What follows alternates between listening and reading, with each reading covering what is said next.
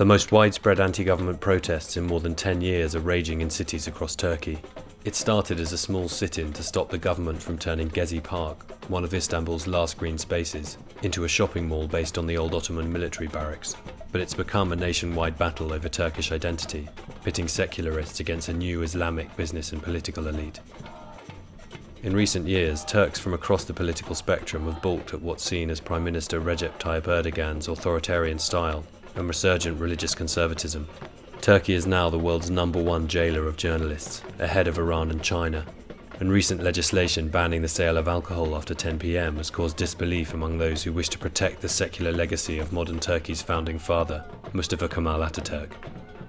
Many people, many urban planners, many architects, many professors in the schools and universities, many civic organizations, supporters of other jobs that are very, very afraid to come here because they are afraid of the government situation and they are really afraid to lose their jobs. That's the pressure of the government on many places.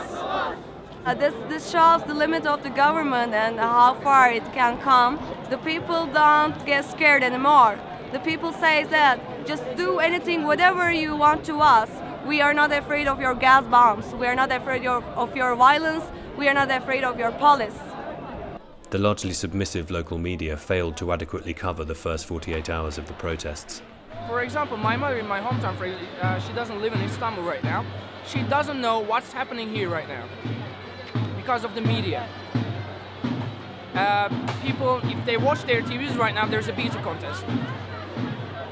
Being religious became something commercial, you know, because government always supports that religious companies, and also they give the governmental jobs to those kind of companies, so they support those companies. So the other people, the other part of the society cannot live anymore, cannot find jobs if they are not religious or they are not cover their heads.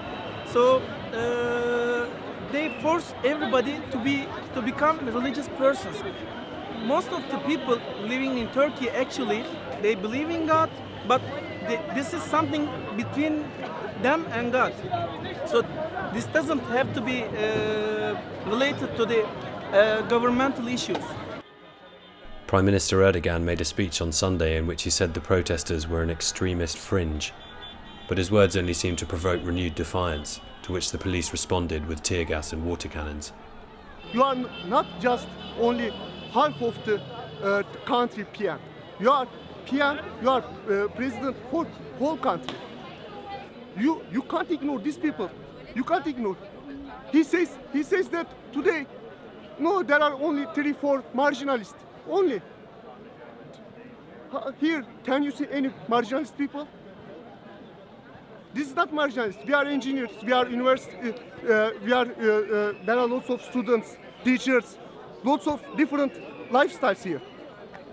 Erdoğan's government is democratically elected and unlikely to fall, but the current protests may provide a new measure of how far his administration can push its authority on a variety of issues. Financial, business-wise, we are having the best decade, I must say. And I'm a banker on my own, so it's hard to say that, you know, financially we are bad, but we feel our lifestyle, our beliefs are now officially under threat. And last week, you know, all this alcohol regulations, etc. Fine, you have even worse measures in US. No, I mean, you can understand that, but he's referring that this is something Islam wants, so what's the matter? So he's officially acknowledging that I'm doing these changes because of Islam, and that's what's wrong.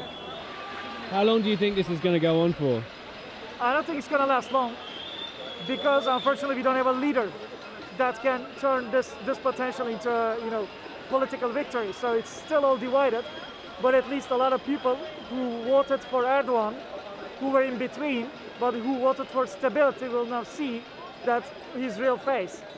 And we hope that next election his vote power will go down to 20–30% levels. That's what he deserves. He never deserved 50% at the beginning anyways.